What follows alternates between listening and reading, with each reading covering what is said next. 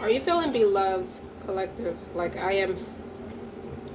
Welcome, guys. Welcome to my channel. Welcome back to my channel. Where is my feathers? Okay. This is Essential RockStar'Seed, and I'm here with another intuitive message. Keep in mind, take what resonates, leave what does not. Don't forget to like, share, subscribe, so listen, right? There's a couple things.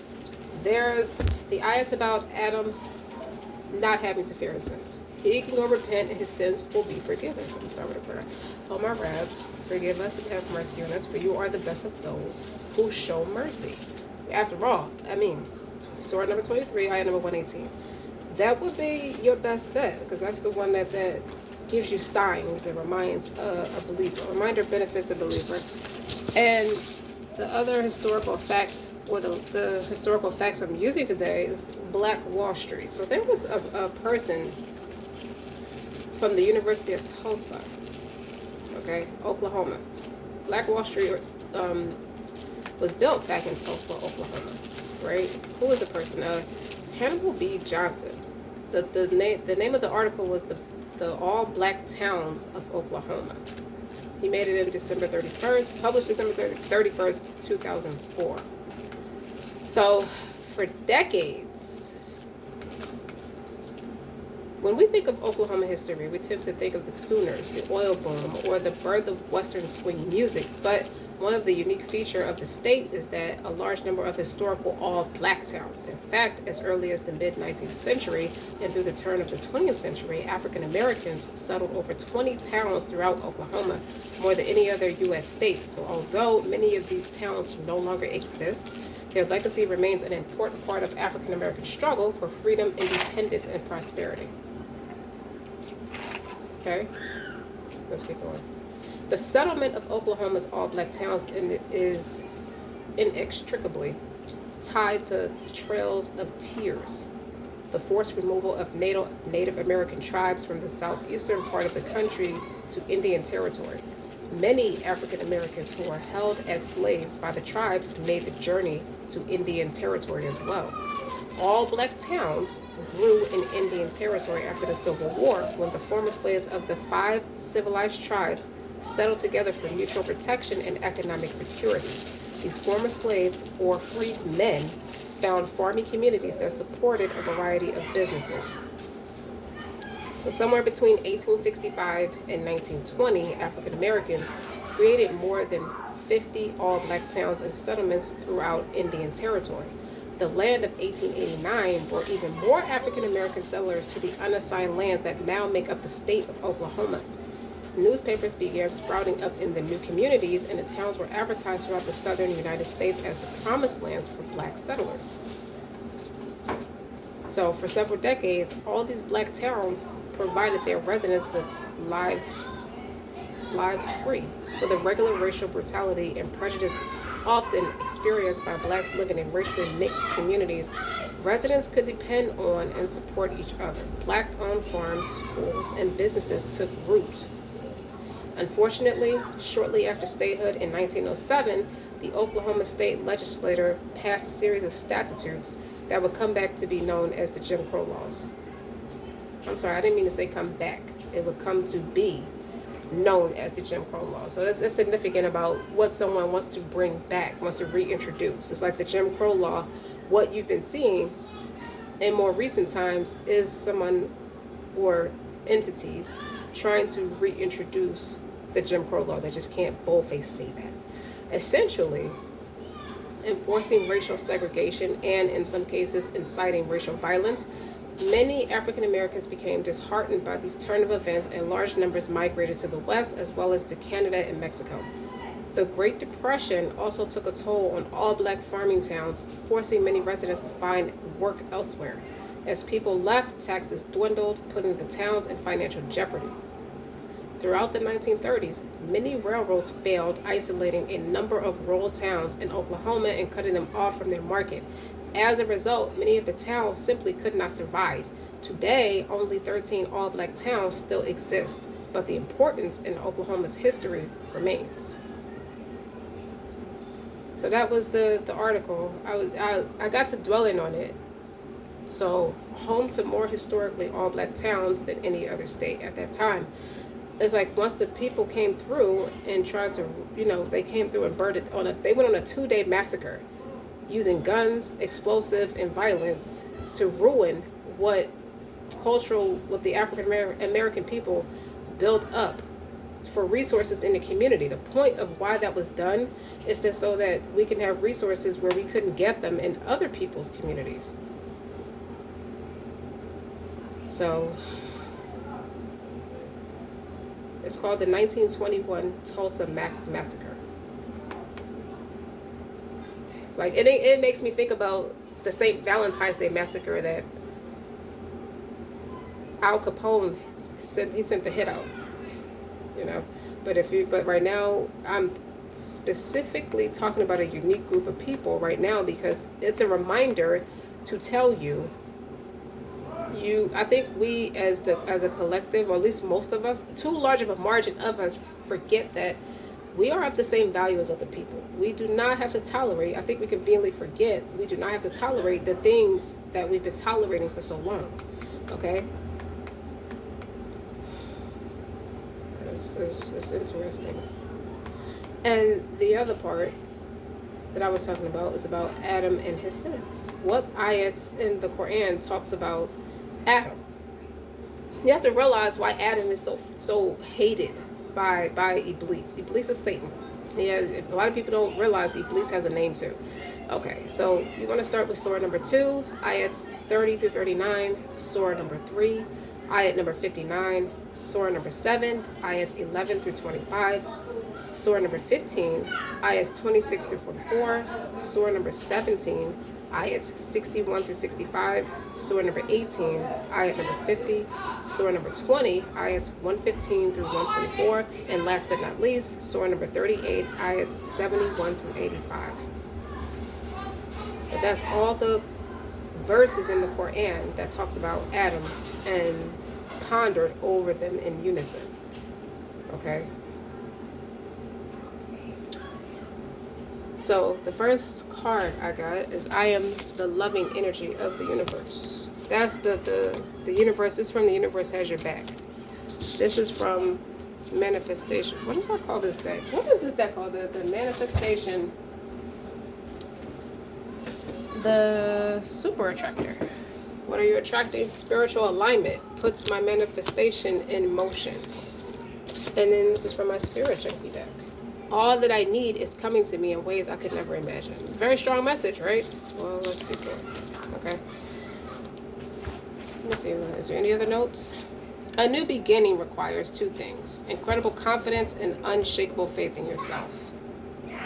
And then I saw this clipping of Kenya Moore finally tells her side of the story on the Tamron Hall show. Like, she addresses about the news about being fired, still receives income from Bravo franchise, and it's about her being accountable for her actions, even though her heart was in a place of protecting her and her loved ones, and it is something about the experience triggered her, and it stems all the way back to her childhood about no one protecting her. So it put her into mama bear mode or super warrior mode, and maybe the actions itself wasn't in direct correlation of what she intended, but the action itself was wrong. That something about explicit photos.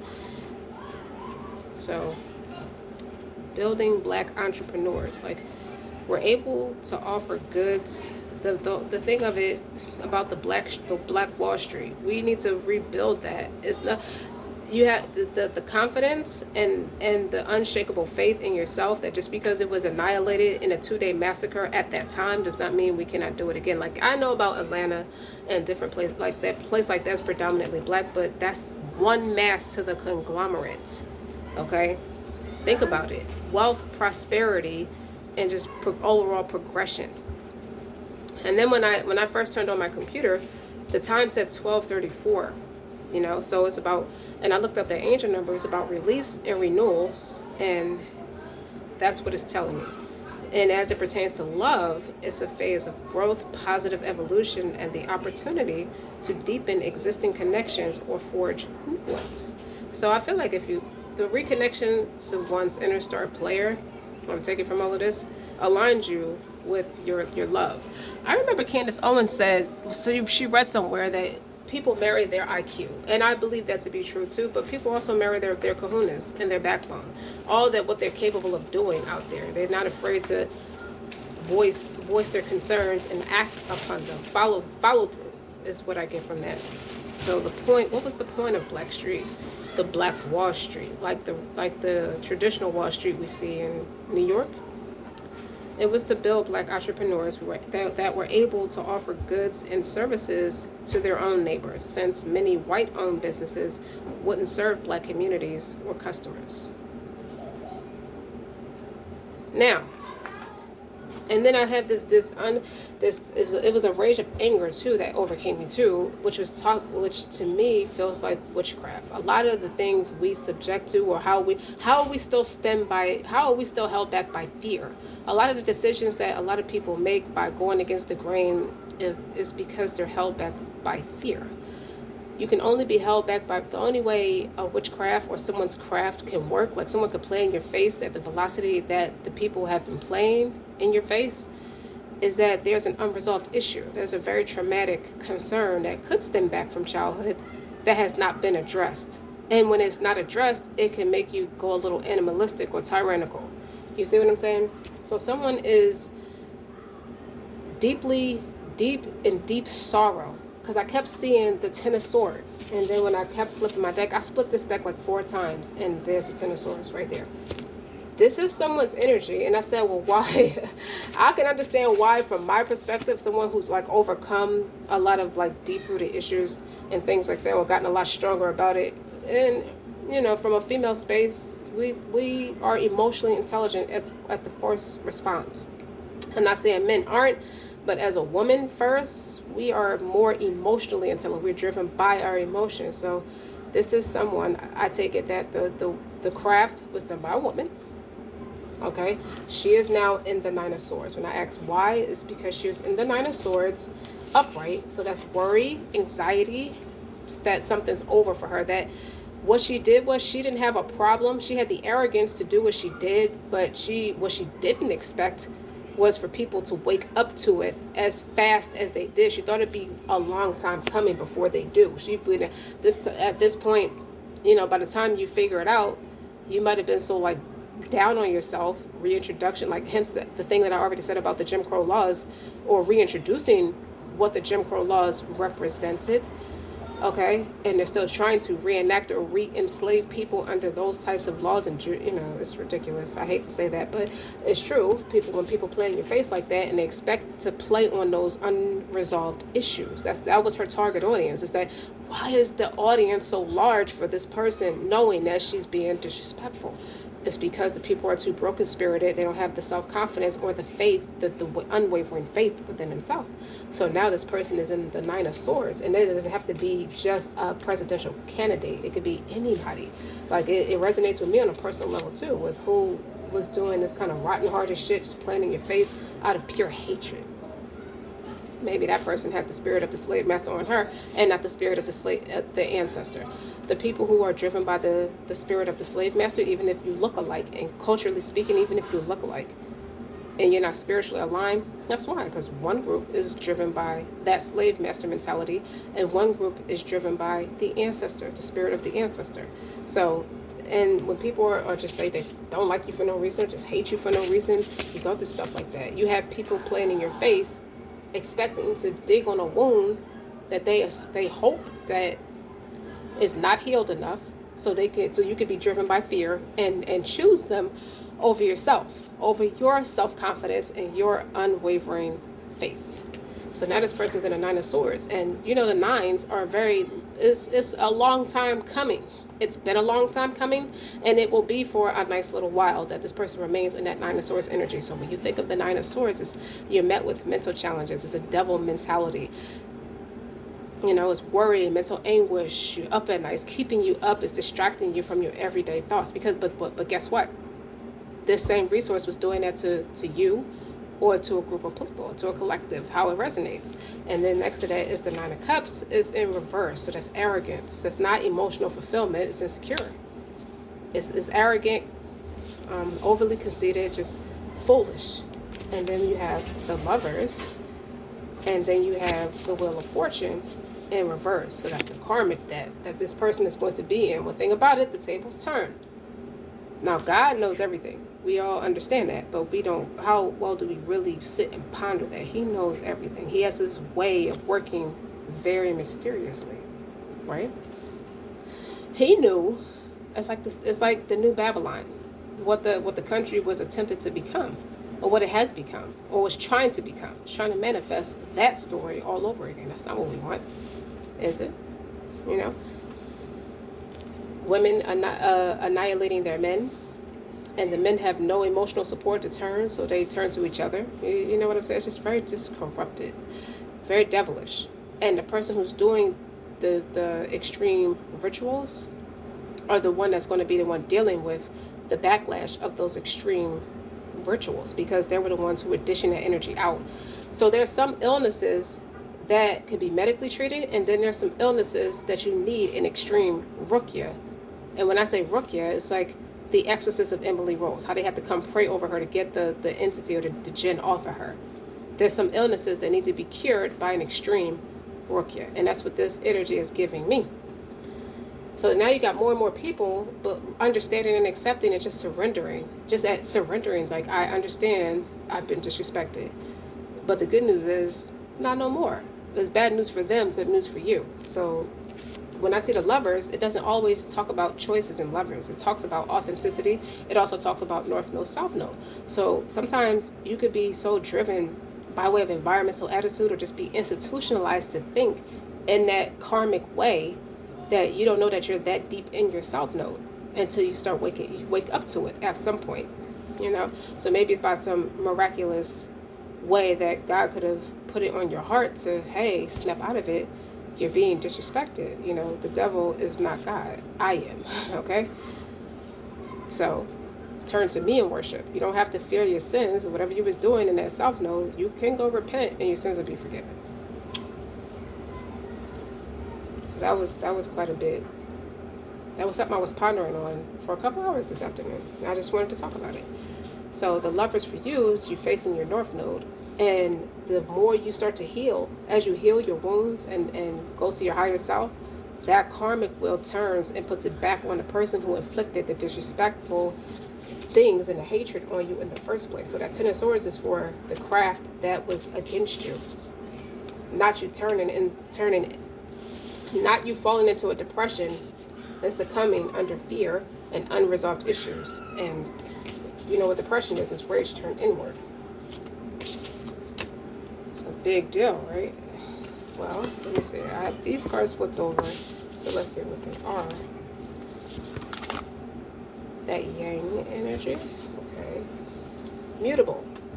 Surrender, fluidity, welcome change. Trine. Angelic support, harmony, and perfect flow. Fixed. Stability, persistent, loyalty, dependability.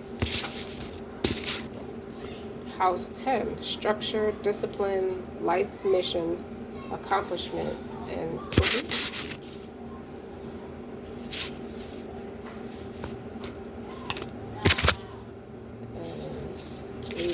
hold on, I think this is supposed to go here. That makes more sense to go there. I have my computer on top of all of this, so I gotta fix them back. I just had them flipped over. Square, challenging situation, a mountain to climb. That is what the person is struggling through at this point. Pluto. I feel like you have two sides of Scorpio energy on this board with the yang energy, because Scorpio first is planet Mars energy, and then also is ruled by Pluto. Pluto is the apathetic side of Scorpio, where Mars is that passionate, the rage, the drive to get things done, the masculine side, you know. This square, when you see a square, it's a challenge or a situation. You always met with conflict with something. So you could have this has a lot to do with looking at your birth chart to see where the square is in your birth chart, to see where you're constantly being met with a lot of different challenges, or just ask God for clarity. But for those, however way to articulate, some people take it from a scientific study, and some people take it from the Most High directly. And there was no shark on this channel. I combine my two loves, so I can articulate it in both ways, because it's just my artistic expression. So when I see the King of Wands, that yang energy. That's that it's a Leo energy, but it's a fire energy. It's a passion energy.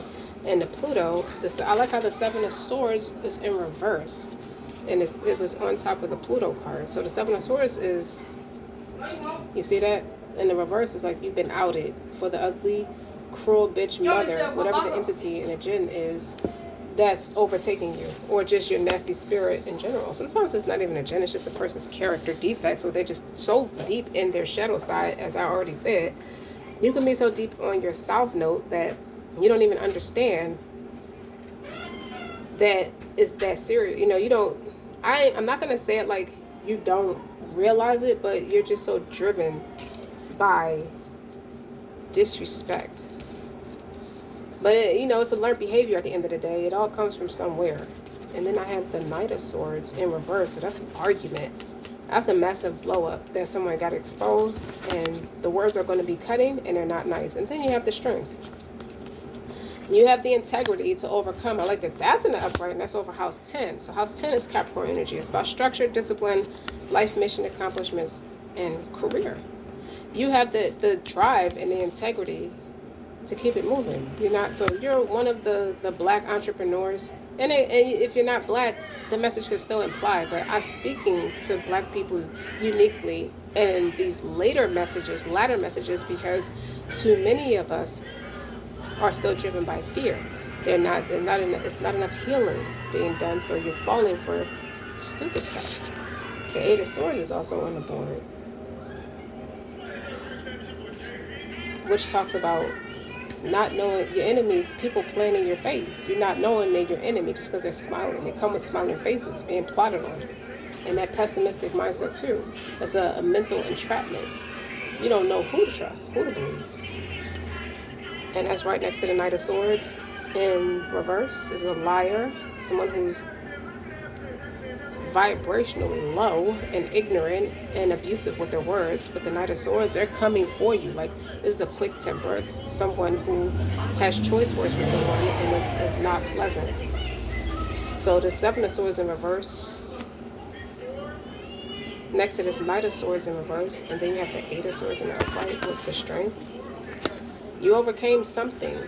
You overcame a lot of craft, a lot of somebody's mindcraft, witchcraft, negativity. You just overcame what the incision actually did, what the wound actually did to you, and how it impacted you and your well-being for as long as it did.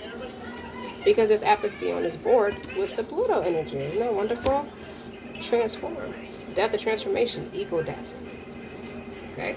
And this King of Wands is action-oriented and a warrior. This is a feminine deck, but the King of Wands could be a man or a woman. This is a collective read, so you take that as it resonates too. Now, while I have the King of Wands and the Star up here,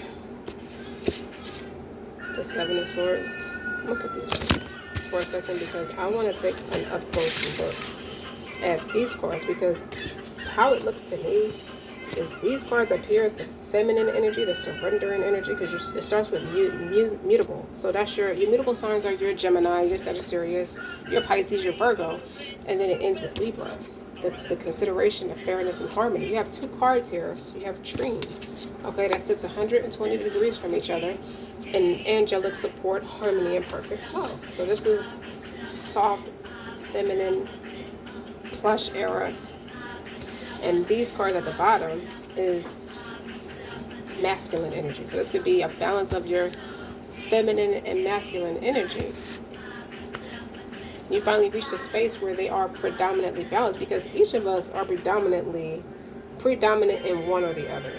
We all have both, but some are naturally feminine as a first response, and some are naturally masculine. I feel like the group of people I've been talking to have been in a distorted feminine energy, and now they're taking action. They healed it. So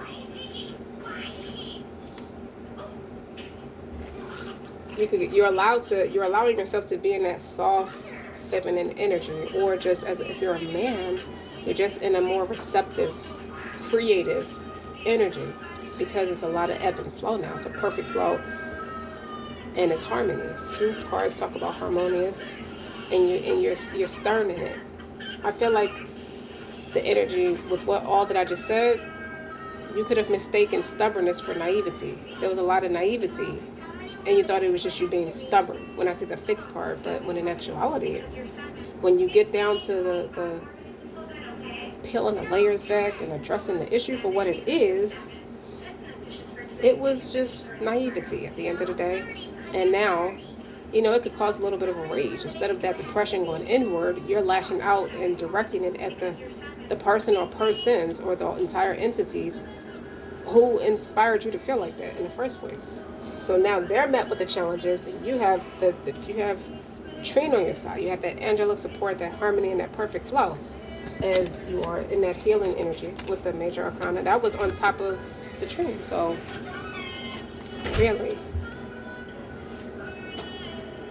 like she gets her energy from the divine. She gets her premonitions. She gets her directions as she faces her north node with the star. This is Aquarius energy, but it's okay because it's a healer, but she's getting it from the right resource. So she has emotional depth. You're no longer depleted about what did not serve you, what was not meant to serve you. It's like watching someone in an abusive relationship. Remember The Family That Prays, the Tyler Perry movie, when Sanaa Lathan's character kept disrespecting her husband, and he was in that distorted feminine energy, and she was in that masculine tyranny energy. She was just very negative towards her husband because of her childhood wounds, as it turned out. But he finally snapped out of it at the end when she got into an argument with Tyler Perry's character in the movie, where he's like, you sitting on the boss's lap and all that kind of stuff. He's just putting it out there what everybody but her husband knew. And when he finally addressed it, her deception with the Seven of Swords in reverse, she got exposed, and she would talk down to him about her boss is so charming and he can carry on a conversation without stuttering, like he's just so magnetic. The knight in shiny armor, the apple in her eye, and her husband just sitting there feeling belittled and humiliated in the privacy of his own house, feeling very disrespected. But also in the movie, he was giving her all this extra money and she had to lie and was like, I get bonuses and all this kind of shit. And everybody was like, why would he was like, where did you get all this money from? Like, well, wait, she had like over $200,000 saved in the bank. And he was like, well, I took it and started the business. I told y'all, because he kept trying to grow and she kept trying to keep him stuck in that south node, in that karmic wheel. You know what I mean? Like, she had choices in this instance. The Lovers, where it applies to that storyline. She definitely had her husband and a third party. It was her boss and her husband. Like on like she would see him on Wednesdays or something like that, and go to a hotel room at it's a specific room they would always go to. Like, he was just like his father, so he followed his father's playbook. They go to the same hotel room every Wednesday at the same time, so they try to cover their tracks as much as possible. It just got to a point where she was so smitten by the boss that everybody could see that she was up to no good, like they was doing stuff they didn't have no business. So that would be her in the Ten of Swords, and telling her husband was so devoted and so, like, he almost looked like a punk because she made him feel like one. But the thing that I like about his character is, like, he didn't go lash out at everybody else. He lashed out at her because she was so arrogant in her ways.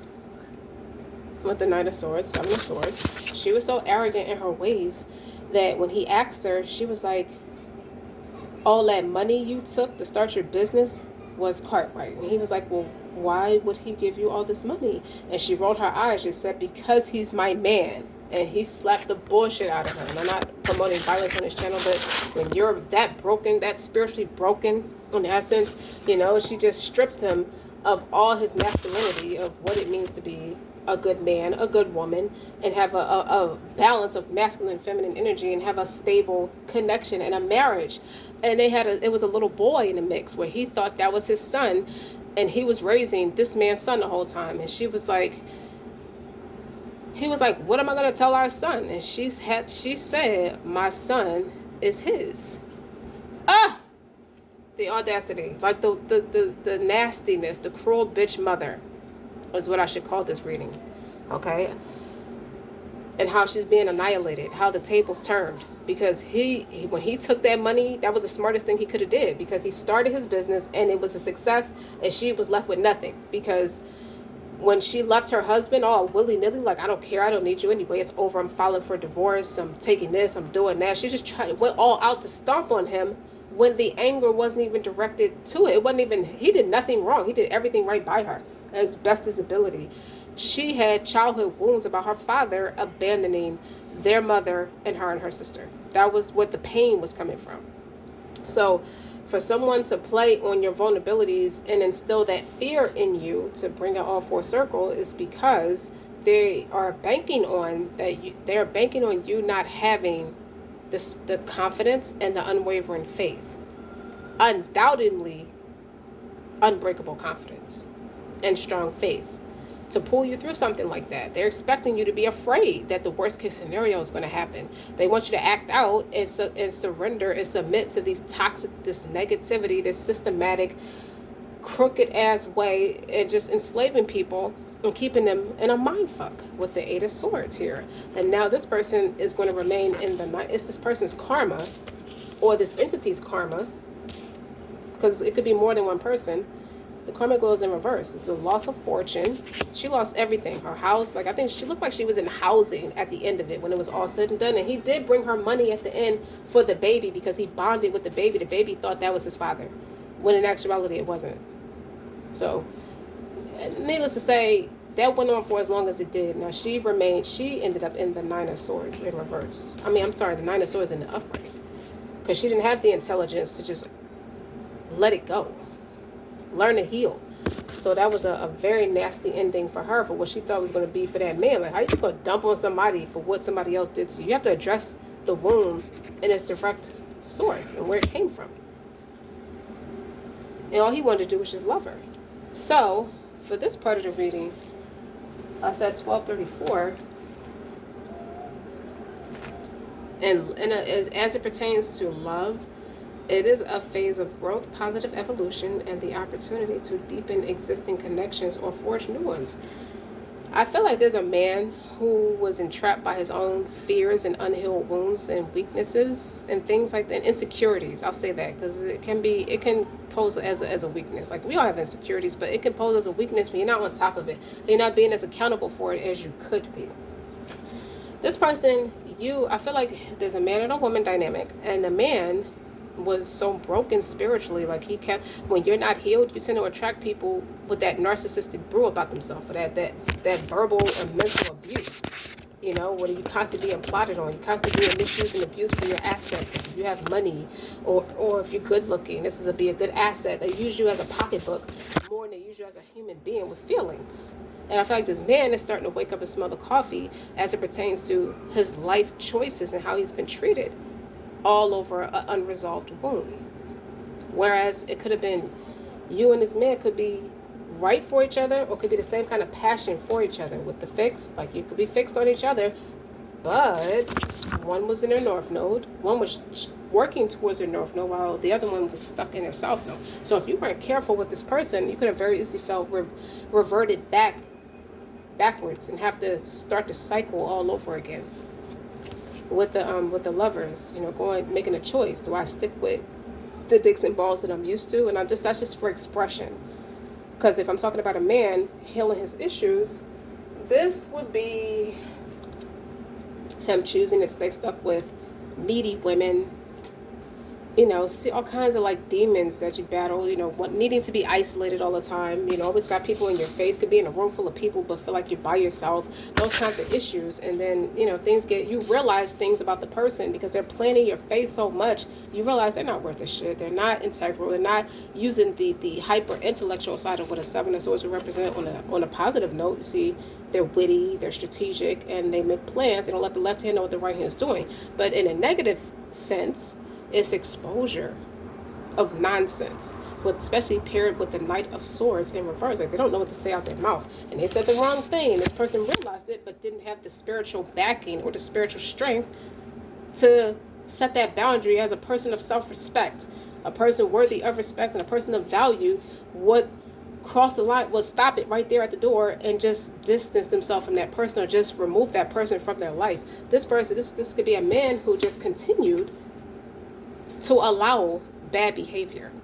And in turn, they could be a person who sneaks around, may have affairs every now and again. It's just that one day they met their match with the lovers, and this person is all gusto, it could be predominantly masculine, or somebody who takes accountability over themselves and could be a businesswoman. This could be someone who might be predominantly in their masculine energy. But this man could have been in a distorted energy in a place and space where they know that you're right, or you're a good person, you come with good healing, it could be attracted to you. You can even have some of these signs in both of your charts, like the mutable signs, like I said, Virgo, Pisces, Gemini, Sagittarius. You can have those placements in your chart. You can even have Libra in your chart. But this is about correcting the balance and restabilizing the home. You can't fix the home until you fix yourself. The home could be metaphoric for your going within and just fixing the wounded area, so it doesn't have to be preyed upon, and people don't have to instill fear in you that you're going to be annihilated or misused and abused when they're the persons that's doing it all along. So I feel like this man could have got a wake-up call with the 9 of Swords and the 9 of Cups in reverse. This person could have been imitating what was inflicted upon them, being in a victimized energy. You could have been victimized, but you don't have to be a victim. There's a difference. So being a victim in every instance as a cop-out, as a way to skate by life or be stagnant, or keep yourself stagnant because it's a safe space until you decide you want to deal with the issues or deal with the shadow side. Now I feel like once they've crossed your path, and you, if it's a woman in that King of Wands energy, she set boundaries. She's fixed. And now this person is going through some kind of like spiritual alignment, and it puts the manifestations in motion. And then you have all that I need is coming to me in ways I could have never imagined. So them meeting you was like love at first sight. They didn't know what love was, what true love was. Distorted, toxic love, unrequited love. They could know all kinds of distorted factors of love, but didn't know what true love was. And now they're starting to learn that, because you're leaving them to sit with themselves by themselves, and that silence is very loud. Very loud. So what else? What else can we learn? I'm just going to move all this out of the way, because I made my point with this. Now it's like they're met with conflict. Okay. There's a permanent ending for some woman, because they want to break up. I just want to fix my life. Ivana, fix my life. I just want to get myself together. I just want to move. I just want to be on my own for a while. That was scared of the hell out of a person who has codependent issues or avoidant attachment issues, where they constantly feel the need to want to prove or, please people, and they just look for love in all the wrong places, and they can attract a very masculine-oriented female. What I mean is her ways is emasculating, and they don't uplift the man. They tear him down, and to make him afraid or too insecure, too spiritually broken to want to leave, because they know that man will never leave because he's so devoted and he wants to please. It's an unhealed wound from childhood that has to be fixed, so that person can no longer play in your face or play on your insecurities.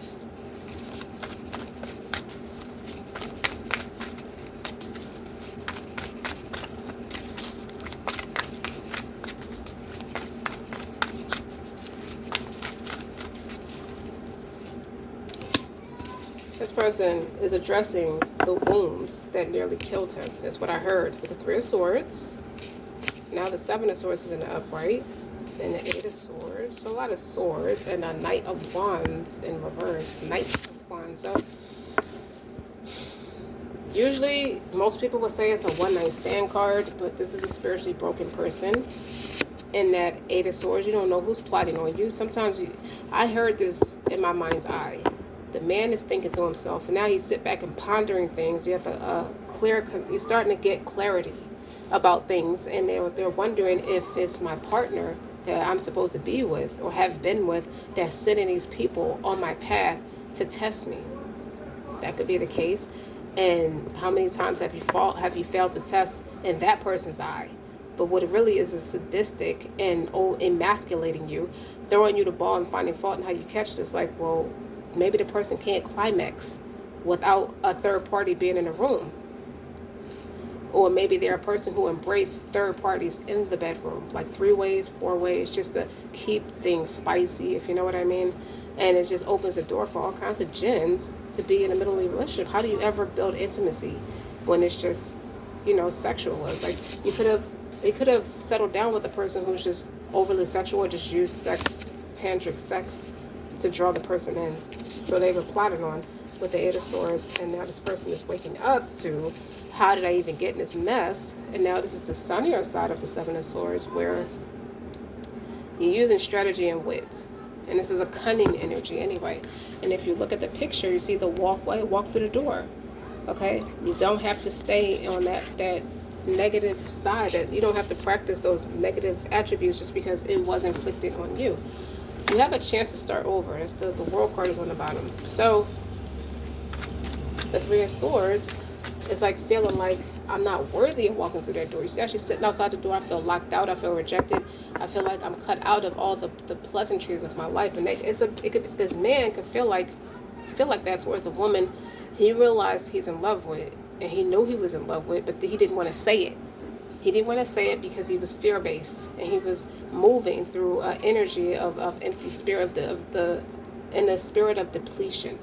Where outside resources, seeking external validation, draining a person's energy. He really had nothing to offer you. But if you can realize that you love someone, or you feel like you're in love with someone, then you're not as depleted as you think you are, in my humble opinion.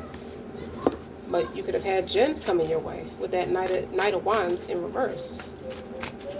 This can even be incurable sexually transmitted illnesses, which are jinns. See, there's illnesses that can be cured medically, and then there's illnesses that has to be cured through an extreme ruqya. To bring that point back full circle. Okay? Some people don't learn their lesson until they have an incurable disease, but God says there's a cure for everything. He made a cure for everything. So don't let the scientific studies fool you that maybe they don't have the hands on the cure, but there is a cure. And maybe he's the cure. So some things can be cured medically, and some things have to be cured through extreme ruqya. To practice extreme ruqya is to recite the Holy Scripture. And that could cure the disease and remove the jinn and annihilate it and kill it, because recitation of the Holy Scripture kills the jinn on contact. It burns them alive. You see what I'm saying? Okay. Let's get there. I never thought about it in that way until now that I'm saying it. So now, if you look at this card again, you're looking at this person, they just feel like they made you feel this way, which was farce, which means not to be taken seriously, like a joke. Like maybe you may have felt like this person took your feelings as a joke as it pertains to a woman, a good woman. And they went home with a bad woman or a distorted woman, or they just went back in their distorted feminine energy as a man. Okay, and it's not always about same-sex orientation when I say that. I'm not talking about that. I'm talking about that receptive energy. It's like a creative block. They don't know how to make progress. Where they're at, they're stagnant. And they realizing that all their resources is being siphoned from them.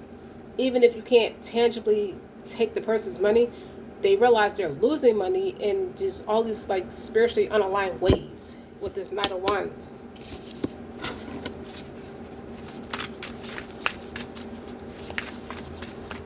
Or losing, like outgrowing connections, or just feeling like connections are just bounded together by that Knight of Swords in reverse. The Knight of Swords in reverse is arguments.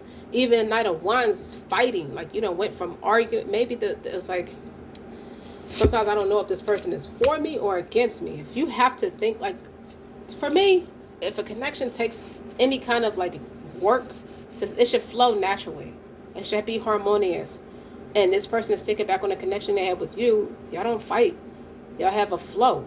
It flowed and it's harmonious. This person is at peace around you. Even if they are predominantly moving through, in a fear-based way. But when they're around you, they're around you. They don't think about nobody else. They don't think about anything else. They're in the moment with you. So they tried to make use of it by seeking external validation, because they didn't have the confidence to plant something better or more long-standing. But when you're meant to be with someone, it's like they say, it's an invisible thread or a spiritual alignment. There's something, you spoke to this person's spirit just like they spoke to your spirit in a way that it doesn't resonate with anything I've ever experienced before. I'll give you an example. I met someone some time ago now, and they spoke to me, they spoke to my spirit in a way. I knew it was from God. And the reason I know it was from God, because it made me address something I had completely blocked out concerning a loved one, a deceased loved one. I lost a loved one at a very young age, and it never occurred to me that, you know how they say your spiritual journey is a very wild experience, and it's true, because the things that I thought were concerned leading up to that point, surrendered, made peace with it, more than enough closure about it, no disrespect, no harm done, no foul, move on. This particular loved one that I lost meant so much that I couldn't even handle it. I just went into warrior mode. I just completely blocked it out. It never occurs to me that I have not dealt with it 30 years later. That was a year ago. Now fast forward this year, this past September, I want to say September 15th. I remember the date. It was 2:30 in the morning. When I actually brought myself to actually talk about what happened. And as soon as I got to the part where when I was told she died, even though intuitively I knew something was off, I couldn't cry about it when it initially happened, but I never got to really address the experience for what I was going to feel about it either way, no matter if I was going to cry or not. I definitely cried. It was 30 years worth the wait. Like, you needed that cry, okay? Because now you just feel different, okay? You feel better in a lot of ways. You feel like directing that rage back on the person instead of turning that rage inward. But remind you, it happened so young that I didn't even allow myself to feel it for what it was going to be. I didn't even cry. I just blocked it out because I went in survival mode. It was just a lot of mental anguish with that Nine of Swords energy. You know, I felt isolated. At the time, the experience, it felt like the attacks was coming from in-house. The Eight of Swords, Knight of Wands in reverse, that was like in-house stuff, greaseball shit, where people was plotting on you from your own group. And that's what I said about the spirit of the slave master versus the spirit of the ancestor. Okay, and those demons, you can irritate somebody's demons without knowing why. You just know there's something wrong with them, or there's something wrong with their attitude towards you. Okay, like I remember as a kid, I felt like I was doing a perp walk. I was constantly being publicly humiliated in front of people. You know, meant to feel shame. No, that's motherfucker. That's how you supposed to feel. That's how you feel. I'm just a kid. I don't know what the fuck's going on. You dig what I'm saying? Like, that wasn't for no child to have to endure that. So needless to say, I'll walk out the house prepared. When you're chosen to do something specific, you go through all kinds of experiences like that are unbearable, unreal, just completely unacceptable. Okay? And fast forward, I blocked all of that out to keep going, to survive it, to get away from it. Because there's a difference between living and surviving. So meeting this person made me realize you have to deal with that. So I started the process a year ago. Fast forward this year, I finally got to the breakthrough part of it where I can just cry, like address the emotions for what they're going to be. This person was a little, at the time, you know, at least the person could admit what was bothering them. They can actually say it and actually express some sense of emotion about it or some sense of gratitude about it.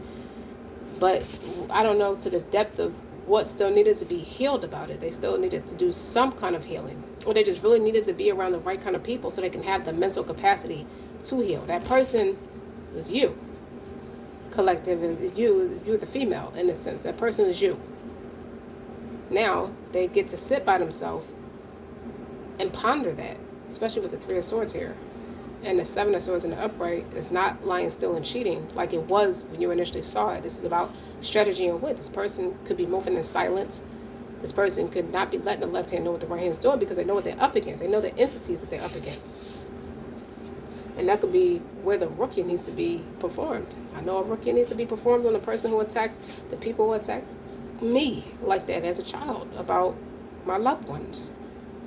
And this person, needless to say, me and this person had a very similar experience. And this person was a lot further along than what I was, because I couldn't even, it didn't occur to me to address it. So I'm grateful for that person. Needless to say, if I never see that person again, I'm very grateful for that person. King of Swords is a masculine energy. Could be Aquarius, Libra, Gemini. You don't have to be, but it's a person who's fair, logical. It could be considered the divorcees of the deck. This person could be a divorcee. You could be a divorcee. This person is becoming wiser and practicing more logic and less victimization. Being a victim. This is somebody who stands their ground. This is somebody who knows what it's like to be devastated, and then they pick themselves up and they learn. They get wiser for it. They get more intelligent. They go reptilian about it. And it's not always a mean streak with the reptilian nature, except for the cards you saw in reverse. This is somebody who has book smarts, can communicate, can articulate themselves, can use their words, a very extensive vocabulary. Could be a very intelligent person, a vocal person, a mass communicator. You get the point. This would be the recitation of the Holy Scripture to kill some of those illnesses that have showed up in this reading today. You could be and now with the World card being here, with the base of what all these cards are saying is a completion, and it's in the upright. So it's a completion. It's like you learned the lesson to be able to go to the next thing. Now you're letting this person, even if it's not in the way that you envisioned it, like you want to be right there holding your best friend's hand when you see them go through stuff, but sometimes you have to be physically separate, but you're not mentally separated. As there's so many swords on this table, this person thinks about you a lot. You might think about this person too. If this person crosses your mind a lot, you can tell that this person's thinking about you. It's like if you find yourself waking up at night out of your sleep, and you're not a person who has trouble going to sleep, you awaken somebody's dream, as they say. Like somebody's thinking about you real hard. And the World card can even represent air energy too. All fixed signs: Taurus, Leo, Scorpio, Aquarius. Okay, and my kings are fixed, so the air it could be predominantly Aquarius, but it doesn't have to be. Okay, it's just the innovative nature. When you put that on top of the Seven of Swords, could be Aquarius energy as well, but not the shadow side of it, the wiser side of it, the innovative side, the take accountability side. Let me just fix my shit. Okay, when you see this person, I'm thinking of Gucci Mane now because I think he's an Aquarius.